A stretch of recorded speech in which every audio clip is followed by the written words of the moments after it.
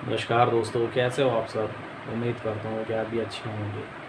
जैसा कि आप सभी जानते हैं, हमारे देश में इस टाइम दो चीज़ बहुत ज़्यादा फेमस है। एक हमारे देश का चुनाव और दूसरे हमारे देश की गर्मी। लेकिन जो मैं आपको आज बताने जा रहा हूँ, आपने कहीं ना कहीं सुन भी रखा होगा, देख भी रखा होगा। लेकिन ये जो मैटर है, ये जो सनसनीखेज़ आरोप है, इन दोनों ही चीज़ों को अकेले टक्कर देता है जो हमारे देश के चुनाव की एक सरगर्मी है और एक हमारे देश में पड़ने वाली वाकई की जो गर्मी है, उन दोनों को ये अकेले टक्कर देता दिखाई दे रहा है। जैसा कि आप सभी जानते हैं, हमारे देश के पूर्व प्रधानमंत्री रह चुके एच.डी. देवगौड़ा जी, उनके ही बेटे जो कि एस.डी. बोपन्ना और उनके पोते जो कि प्रज्वल बोपन्ना हैं, इन पर आरोप लगाए गए हैं कि इन्होंने बहुत ही ज़्यादा जो शर्मनाक अश्लील हरकत अपने ही घर को एक ठिकाना बना के अंजाम दिया, जिसकी हम आप कल्पना भी नहीं कर सकते हैं। इतने बड़े देश के संवैधानिक पद पे होने के बाद ऐसे ही लोगों के घर से इतनी शर्मनाक चीज़ें हमारे आपके सामने आती हैं, जिसकी हम आप कल्पना भी नहीं कर सकते हैं। आरोप लगाए गए हैं इनके बेटे और इनके पोते पर, जो हमारे देश के पूर्व प्रधानमंत्री रह चुके हैं, कि इनके ही घर के अंदर 1, 2, 3, 4, 10, 20, 100, 50 नहीं, कम से कम अनगिनत सैकड़ों लड़कियों और सैकड़ों औरतों के साथ, महिलाओं के साथ शारीरिक संबंध बनाए गए, यौन शोषण किए गए और उनके अश्लील वीडियो 1, 2, 3, 4 नहीं, कम से कम 30,000 वीडियोज़, अश्लील वीडियोज़ बनाए गए।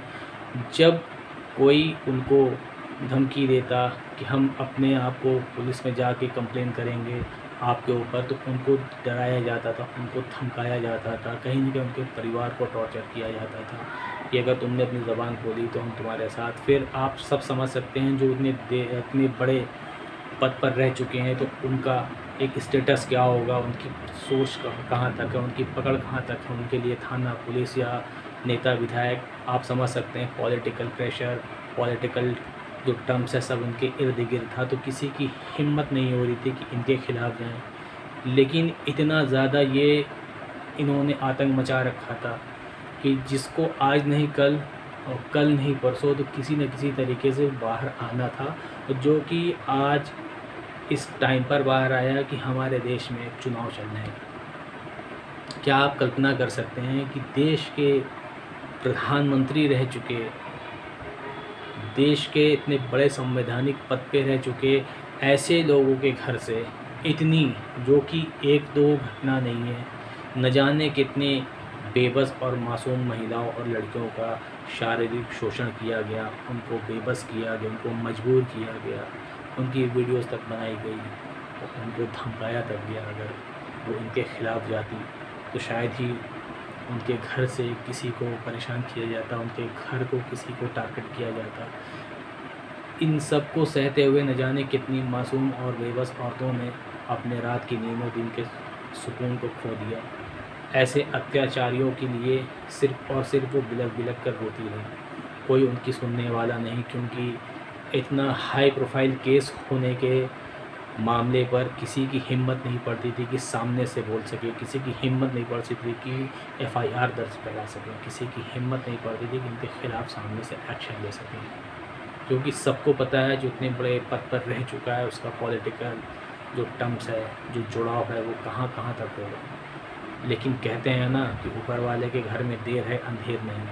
तो सच एक दिन सामने आना था, और वो इस टाइम किसी ने हिम्मत करी। एक पेन ड्राइव में इनके 3000 से ज़्यादा वीडियोज़, जो अश्लील, अनगिनत, जो गंदे वीडियोज़ हैं, यौन शोषण से जुड़े हुए, वो सारे वीडियोज़ उस पेन ड्राइव के थ्रू मीडिया में वायरल हो गए, सोशल मीडिया पे वायरल हो रहे हैं। एक से बढ़कर एक कारनामे, अश्लील कारनामे वो वायरल होते चले जा रहे हैं।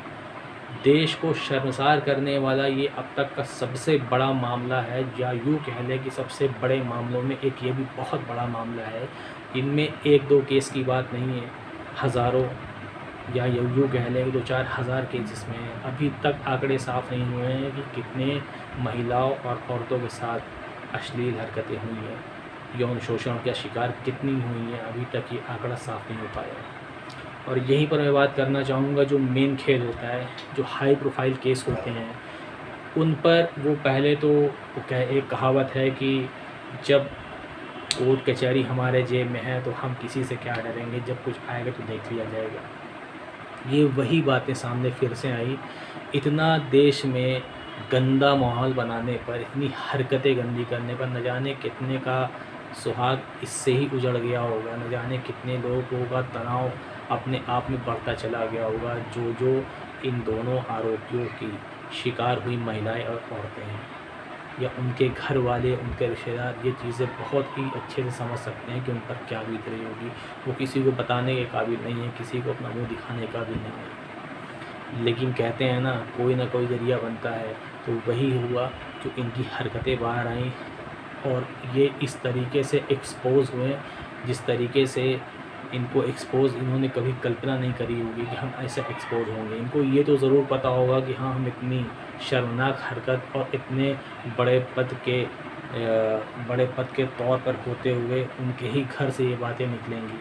तो आज कहीं न कहीं ये चीज़ें होना था साफ़, बहुत ज़रूरी था, क्योंकि अगर अब कोई नहीं बोलता तो फिर बहुत देर हो जाती। और जब ये केस सामने आया, आरोप पर आरोप साबित होते चले गए, हर एक तरीके से वीडियोज़ वायरल हो रहे हैं, सब में कहीं न कहीं ये आरोपी साबित हो रहे हैं, तो इन्होंने उससे पहले ही देश को छोड़ना बेहतर समझा, जो कि ये हर हाई प्रोफाइल केस में होता चला आया। यहाँ पर हमारी गवर्नमेंट कैसे वीक होती है, यहीं पर मेन खेल होता है।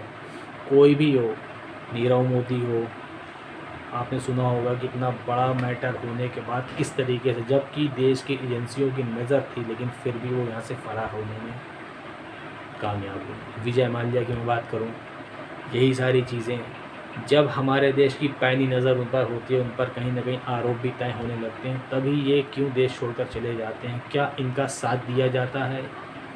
इनको देश से बाहर निकालने पर इनका पूरा सपोर्ट किया जाता है कि आप बाहर निकल जाएँ, उसके बाद जो चीज़ें होंगी एक फ़ाइल के तौर से हम उस पर एक-एक चीज़ें करते रहेंगे और आप बेफ़िक्र होके बाहर रहें। इनको पूरा सपोर्ट किया जाता होगा, तभी ये देश से इस तरीके से चले जाते हैं, मानो एक आम आदमी रोज़ी-रोटी के लिए बाहर जा रहा हो।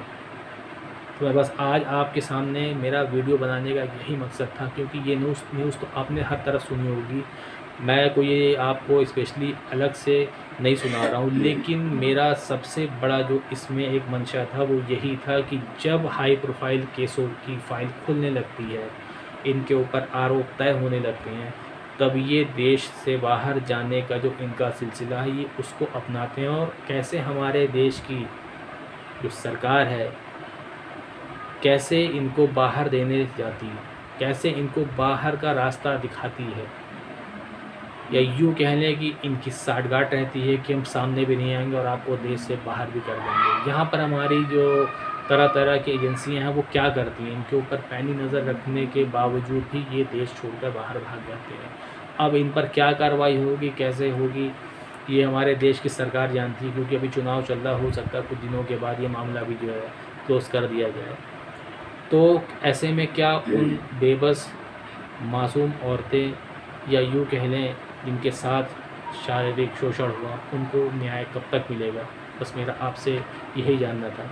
आपकी जो भी राय हो, अपनी राय आप कमेंट में मुझे ज़रूर दें। धन्यवाद।